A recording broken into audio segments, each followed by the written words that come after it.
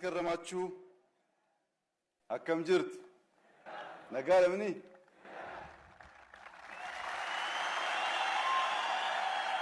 ክቡር አፈ ጉባኤ ታገሰ ጫፎ፣ ክቡር አፈ ጉባኤ አገኘው ተሻገር፣ ክቡር ምክትል ጠቅላይ ሚኒስትር ተመስገን ጥሩነህ፣ ክቡር አቶ አደንፋራ የፓርቲያችን ምክትል ፕሬዝዳንት፣ የተከበራችሁ የሁሉም ክልል ርዕሳነ መስተዳድሮች፣ የሁለቱ ከተማ ከንቲቦች፣ ሚኒስትሮች፣ አባገዳዎች፣ ሀደስንቄዎች፣ የቢሾፍቱ ፍልቅልቅ ከተማ ነዋሪዎች ሁላችሁም ለዚህ ታላቅ ቀን በሰላም እንኳን አደረሰን፣ እንኳን አደረሳችሁ።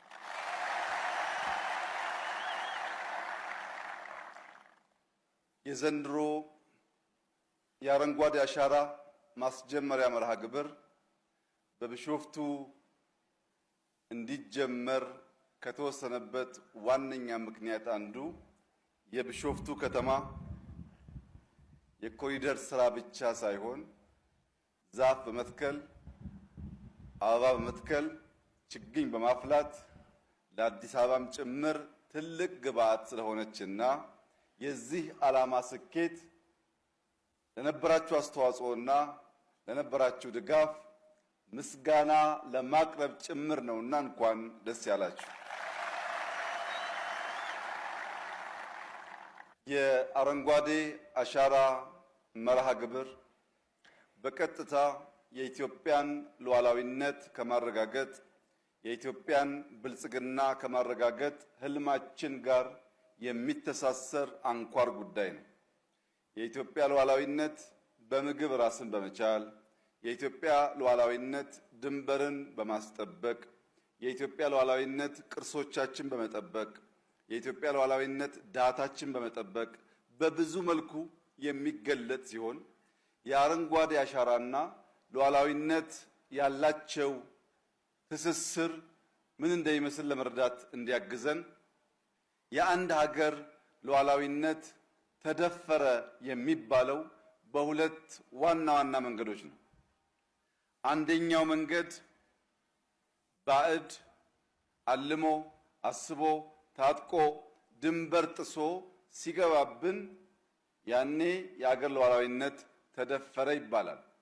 በዘመናት መካከል ኢትዮጵያውያን አባቶቻችን እንደዚህ ያለው መደፈር እንዳያጋጥም ሕይወታቸውን፣ አጥንታቸውን፣ ደማቸውን፣ ማንነታቸውን በመገበር ነፃ ሀገር ሊያስረክቡን ችለዋል። ሁለተኛው ሉዓላዊነት የሚደፈርበት መንገድ ጠላት ከውጭ መጥቶ ሳይሆን የኛ ሀብት የኛ ንብረት በዋዛ ፈዛዛ መልሰን የማንተካው እንደ አፈር ያለ ውድ ሀብት ድንበር ጥሶ ከክልላችን ሲወጣ ሌላ የሉዓላዊነት መደፈር መገለጫ ነው። የመጣን መከላከል ብቻ ሳይሆን አላግባብ የሚወጣን ጭምር ተከላክለን ማቆየት ያስፈልግ ነበር፣ ያስፈልጋል። ለዚህ ነው የምንሰራው። ባለፉት ዓመታት ኢትዮጵያ በተሟላ ሁኔታ ሳትገነዘብና ሳታቅ ያጣችው የአፈር መጠን በገንዘብ ሊተመን አይችልም። ከፍተኛ ሀብት ስናጣ ቆይተናል። ያንን አፈር ከመሸርሸር በነፃ ከመጓዝ ከምስጋና ውጭ ከመቀበል ተከላክሎ ማቆየት ሉዓላዊነትን የምንከላከልበት አንዱ መገለጫ ነው። መጥቶም ብንከላከል ሳያስፈቅድ ሲሄድም ብንከላከል ሁለቱም ለኢትዮጵያ ህልውናና መቀጠል ወሳኝ ጉዳዮች ስለሆኑ የኢትዮጵያን ሉዓላዊነት ከሚያስጠብቁ በአንዱ ጉዳይ እኔና እናንተ እየተሳተፍን እንደሆን አምነን ገብቶን ደስ ሊለንና በደስታ ልንተክል እንደሚገባ ላሳስባችሁ ፈልጋለሁ። የኛ አባቶች አድዋ ላይ ገድል ሰርተዋል። እኔና እናንተ በግሪን ሌጋሲ ሌላ ገድል እየሰራን ነው። ልጆቻችን ሁለት የሉዓላዊነት መገለጫ ያስባሉ። አድዋ ላይ ተዋግተው ከውጭ የመጣን ጠላት ተከላከሉ። በግሪን ሌጋሲ ዘመን ደግሞ ተባብረው ችግኝ ተክለው የሚሸረሸር ተራራን፣ የሚጓዝ አፈርን፣ የሚነጥፍ ውሃን ተከላከሉ ብሎ ሁለቱንም በእኩል ልጆቻችን ለማውሳት እንዲችሉ ስለሚያስችል በሰራችሁት ስራ ገናም በምንሰራው ስራ እንኳን ደስ ያላችሁ እንኳን ተሳካላችሁ ማለት እወዳለሁ። የዘንድሮ የአረንጓዴ አሻራ መሪ ቃል ተስፋን መትከል ይላል። ተስፋን መትከል የነገን ብሩህ ታሪክ ዛሬ መጻፍ ነው። ተስፋን መትከል የተስፋችን ስሮች ወደ ታች ዘልቀው እንዲገቡ በማድረግ የብልጽግና ግንዶች ወደ ላይ እንዲያድጉ፣ የብልጽግና ቅርንጫፎች ወደ ጎን እንዲስፋፉ፣ የብልጽግና ፍሬዎች ከተከልነው ዛፍ የምንበላው የምንሸጠው ሀብት እንዲሆኑ የሚያስችል ነው። ለምን ተስፋን መትከል በተለየ መንገድ መረጣችሁ ያላችሁ እንደሆነ ተስፋ በጣም በርካታ ትርጓሜዎች አሉት። ለምሳሌ የቢሾፍቱ ከተማ ነዋሪዎች በሰባተኛው ሀገራዊ ምርጫ ሙሉ ቀን በፀሐይ በውርጭ ሳይታክቱ ተሰልፈው መርጠዋል። የመረጡት ግን የቢሾፍቱ ከንቲባ የኦሮሚያ ክልላዊ መንግስት በቂ ስራ ሰሩልን ብለው ሳይሆን ሊሰሩልን ይችላሉ ብሎ ተስፋ አድርገው ነው። ተስፋን ታጥቀው ተስፋን አድርገው ብንደግፍ አብረን ብንቆም የተሻለ ልማት ሊመጣ ይችላል ብለው ነው። በዚህ ምርጫ የምታሸንፉ ሰዎች አስምራችሁ ልትገነዘቡ የሚገባው ነገር የኢትዮጵያ ሕዝብ ተሰርቶለት ሳይሆን ተስፋ ሰንቆ ነው የመረጠው። ይህንን ተስፋ በተለያየ መንገድ ከዛሬው ኩነት ጋር አያይዞ ማየት ያስፈልጋል። ተስፋ አረንጓዴ መቀነት ነው። አረንጓዴ መቀነት ስለሆነ ሀገርን ያለብሳል። ቅድም እንዳያችሁት የገረጣን የነጣን ስፍራ በአረንጓዴ በለምለም ልብስ ያለብሳል። ተስፋ አረንጓዴ ጸዳል ነው፣ መንፈስ ያድሳል። እዚህ ቦታ የሚቀመጥ ማንም ሰው ይህንን ተራራ ይህንን ሐይቅ አይቶ ውስጡ ደስታ የማይሞላ ሐሴት የማይላበስና የመረጋጋት ስሜት በውስጡ የማያድርሰው አይኖርም። ተፈጥሮ እንደዚህ አይነት ጉልበት አለው። የተረበሸም ማንነት የማከም ጉልበት አለው። ይህ አረንጓዴ ጸዳል መንፈስ ያድሳል። አረንጓዴ ወርቅም ነው ተስፋ። አረንጓዴ ወርቅ ቢዋቡት ጌጥ ነው፣ ቢነግዱ ቢሸጡበት ደግሞ ሀብት ነው። ቡናን ተመልከቱ። ከ600 ሚሊዮን ዘንድሮ 3 ቢሊዮን ገደማ ኤክስፖርት እንደርሳለን። ስንረከብ 600 ሚሊዮን ነበር። ዛሬ 3 ቢሊዮን ደርሰናል። ይህ የአረንጓዴ አሻራ ውጤት ነው። ተስፋ አረንጓዴ ውርስ ነው። ትውልድ የሚኮራበት ብሩህ ነገ ዛሬ የሚሳልበት የሚጻፍበት፣ ልጆቻችን ይህንን ባህል ይህንን ልምምድ ይዘው ያደጉ እንደሆነ የበለጸገ አረንጓዴ የለበሰ ከጓሮ ከማሳው የሚበላ የሚሸጥ የሚሸመትበት ሀገር ስለሚረከቡ እንደኛ በደህንነት በችግር በእርዳታ የሚታወቁ ሳይሆኑ በልተው ጠግበው ማገዝ የሚችሉ እንደሚሆን ምንም ጥርጥር የለውም። የአረንጓዴ አሻራ እንቅስቃሴያችን በጀመርነው መንገድ ተቀናጅተን ተደምረን በአንድ ልቦና መስራት መትከል እስካስቀጠል ድረስ ኢትዮጵያ የተረጂነት ታሪኳ ያ ክፉ ታሪክ እጥፋት ላይ ቆመን የእርዳታ የማገዝ ታሪኳ በእኔና በእናንተ ዘመን እንደሚጀመር ምንም ጥርጣሬ የለኝም። ዛሬ የቢሾፍቱ ኤርፖርት ያለበትን የሥራ ሁኔታ ከሥራ ኃላፊዎች ጋር ለማየት እድል አግኝተን ነበር። የቢሾፍቱ ከተማ ነዋሪዎች ይህንን ሥራ አልፎ አልፎ በእግርም ቢሆን እየሄዳችሁ ማየት አለባችሁ። ብዙ ሥራ፣ ብዙ ፕሮጀክት በተለያየ ሀገር ያየን ቢሆንም እኔና ጓደኞቼ ዛሬ የተግባባ ነው እስከዚህ ባለው እድሜያችን በቢሾፍቱ ኤርፖርት ደረጃ ማሽን የሚንቀሳቀስበት ከፍተኛ ሰው የሚንቀሳቀስበት ሥራ አይቼ አላቅም፣ አይተውም አያውቁም። እናንተም አይታችሁ አታውቁም።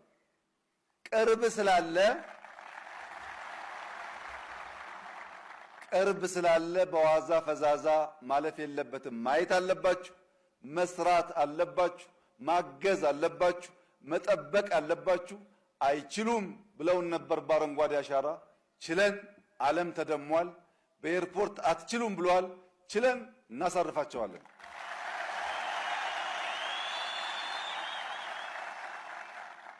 ለዚህ ሳይሰራለት በበቂ ሳይበላ በበቂ ሳይታገዝ አምኖ በተስፋ ለመረጠ ሕዝብ የሚቀጥለው ምርጫ ታላቁ ስጦታ የቢሾፍቱ ኤርፖርት የመጀመሪያውን ዙር መጨረስ ይሆናል።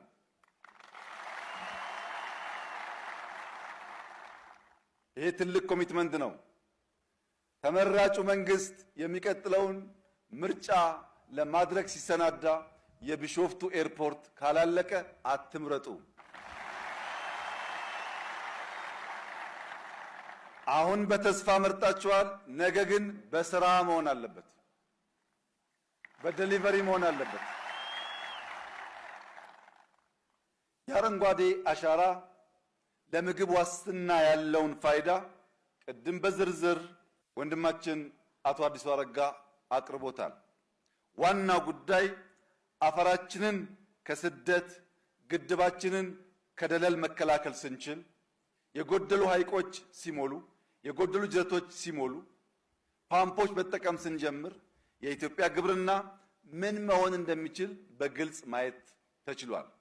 ከዚያ በተጨማሪ በሄድንበት ዓለም ሁሉ የተለየ የአቮካዶ ዝርያ፣ የብርቱካን ዝርያ፣ የሎሚ ዝርያ፣ የሮማን ዝርያ ባየንባቸው ቦታዎች ሁሉ መጠነኛ ዘር አምጥተን ኢትዮጵያ ውስጥ ከ10 በላይ አዳዲስ የፍሩት ችግኞች እያፈላን እየተከልን እንገኛለን። በሚቀጥሉት ዓመታት ኢትዮጵያ በካካዋ በአዳዲስ የሮማን ዝርያዎች በማካዴሚያ በተለያዩ ከዚህ ቀደም በማናቃቸው ፍሩቶች በገበያ የምናያቸው በማሳችን የምናያቸው ሽጠን የምንጠቀምባቸው ለምግብ ዋስትናችን ሁነኛ ሚና የሚጫወቱ ስለሚሆን ባገኘን ቁጥር ማፍላት፣ ማባዛት፣ መትከል በዚያ ውስጥ ደግሞ ስራን ማበራከት ከሁላችን የሚጠበቅ ተግባር ይሆናል። ከስራ ዕድል አንጻር በጣም በርካታ ሰዎች ችግኝ በማፍላት በመሸጥ በማጓጓዝ በመንከባከብ ስራ እያገኙ ይገኛሉ። ከዚያ ባሻገር ቡናው ዶላር ሆኗል፣ አቮካዶ ዶላር ሆኗል። የተከልነው ማፍራት ብቻ ሳይሆን ገንዘብ ሆኗል። አሁን የምንተክለው ገንዘብ ይሆናል። ሲደመር ልጆቻችን የጠገበች የበለጸገች ሀገር እንዲረከቡ ስለሚያስችል ሳንታክት አብረን እንድንሰራ አደራ ልላችሁ እፈልጋለሁ። ከቱሪዝም አንጻር ከዚህ ቀደም በእኛ ስህተት ምክንያት የሸሹ የዱር አራዊቶች እየተመለሱ ነው። አዕዋፋት እየተመለሱ ነው። ሐይቆች ሲሞሉ አዕዋፋትም እየመጡ ነው። እዚህ ቢሾፍቱ ብቻ አሁን እያያችሁ ያላችሁት የአዕዋፋት መበራከትና መመለስ የዚህ ከተማ ነዋሪዎች የምታስተውሉ ይመስለኛል። እኔ ብዙ ቪዲዮ ብዙ ፎቶዎች አሉኝ። ኢትዮጵያ ውስጥ አስደማሚ አስደናቂ የአዕዋፋት ዝርያዎች እንዳሉ ከምናይባቸው የኢትዮጵያ ቀጠናዎች አንዱ ከቢሾፍቱ እስከ አዋሽ ያለው ነው። ዩኒክ ዝርያ ያለባቸው የሚያምሩ መደመርን በገሃድ የሚያሳዩ ሲበሩ እንዴት መሰብሰብ ውበት እንደሆነ፣ አብሮ መቆም አስፈላጊ እንደሆነ፣ አብሮ የሚሰበሰብ የሚቆምን ኃይል ሳትወዱ በግድ ቀና ብላችሁ ማየት አስገዳጅ ሁኔታ የሚፈጥር መሆኑን እነዚህ አዕዋፋት ያሳያሉ። የዱር እንስሳትን ለማየት፣ ጫካዎቻችን ለማየት፣ ሐይቆቻችን ለማየት ሰዎች ደግሞ ገንዘብ አምጥተው ያፈሳሉ። በሁሉም መስክ አረንጓዴ አሻራ አዋጭ ስራ ነውና ተባብረን እናሳካው። ባለፉት ዓመታት 48 ቢሊዮን ችግኞች ተተክለዋል። በዚህ ዓመትና በሚቀጥለው ዓመት የምንተክለው ተደምሮ 65 ቢሊዮን ለመድረስ እቅድ አለን። ባለፉት ዓመታት ተክለን ቅድም ያየናቸውን የአፍሪካ ክላይሜት ወደ ኢትዮጵያ ማምጣት ተችሏል። ኮፕ ሰብሳራ ላይ ሲዘጋጅ ኢትዮጵያ የመጀመሪያው ነው። በሚቀጥለው ዓመት በ2027 በፈረንጆች ኖቬምበር ዲሴምበር አካባቢ በኢትዮጵያ ውስጥ ከ70 እስከ 80 ሺህ የሚጠበቁ የዓለም እንግዶች ይመጣሉ። ያኔ ሙሽራዋ ቢሾፍቱ በሺህ የሚቆጠሩ እንግዶች ትቀበላለች። ይህ ስራ ወደ ኢትዮጵያ የመጣበት ዋነኛው ምክንያት ችለን ዓለም ያልቻለውን ሰርተን ስላሳየን ነው። 48 ቢሊዮን በነፃ ህዝብ ተባብሮ የተከለበት አንድም ሀገር ዓለም ላይ የለም። ታላቅ ታሪክ ነው። ዘንድሮ ከ8 ቢሊዮን በላይ እንተክላለን። በዚያ ወደ 56 ወይም ከዛ በላይ ለመግባት እንሞክራለን። በሚቀጥለው ዓመት ከምንጨምረው ጋር 65 ቢሊዮን ችግኝ ተክለን ነው ኮፕ የምናሰናዳው። ኮፕ ኢትዮጵያ ሲዘጋጅ 65 ቢሊዮን ችግኝ መትከል የቻለች ሀገር የሚልን ዜና ለመላው ዓለም የምናበስርበት ጊዜ ይሆናል። ይህ እንዲሳካ ተመራቂዎች፣ ሙሽሮች፣ በማንኛውም ሁኔታ የምንሰባሰብ ሰዎች፣ ወጣቶች፣ ሴቶች፣ አዛውንቶች፣ ታዳጊዎች ችግኝ መትከል የስራችን አካል መሆኑን፣ ችግኝ መትከል ለልጆቻችን አንድ ቁም ነገር ማቆየት መሆኑን አምነን ከዛሬ ጀምሮ በሚደረጉ እንቅስቃሴዎች ወደን ፈቅደን ጠዋት ማታ ቀን ሳንል በርብርብ እንድንተክል፣ ስብሰባዎች ችግኝ ሳንተክል እንዳንጀምር፣ ቸርች መስጊድ የምንሄድ ሰዎች ችግኝ ሳንተክል እንዳንጀምር፣ ችግኝ ስንተክል ተፈጥሮን ስንንከባከብ መንከባከብ የሚገባን ምድር ስንንከባከብ ጸሎቱ ይደመጣል። ለመላው የኢትዮጵያ ሕዝብ በሚቀጥሉት 2-3 ወራት ኑ እንደተለመደው ተስፋችንን እንትከል፣ ኑ ለኢትዮጵያ ወንድና ሴት ታዳጊዎች ተስፋን እንትከል፣ ኑ በትብብር የገረጣች የዳህየች ኢትዮጵያን አረንጓዴ እናልብስ፣ ኑ በትብብር ለዓለም ተባብረን አድዋ ላይ የፈጠርነውን ገድል ተባብረን አዲስ ገድል በማሳየት አፍሪካን ዓለምን እናንቃ። እንተባበር፣ እንችላለን፣ እንስራ፣ እናሳካለን። ያ ሲሆን ፈጣሪያችንም ያግዘናል። ሁሌም እንደምታውቁት ኢትዮጵያ በልጆቿ ጥረት ታፍራና ተከብራ ለዘላለም ትኖር። ኢትዮጵያ ለምና ለዘላለም መኖር አትችልም። ኢትዮጵያ የሌሎችን ድጋፍ ጠይቃ አትችልም።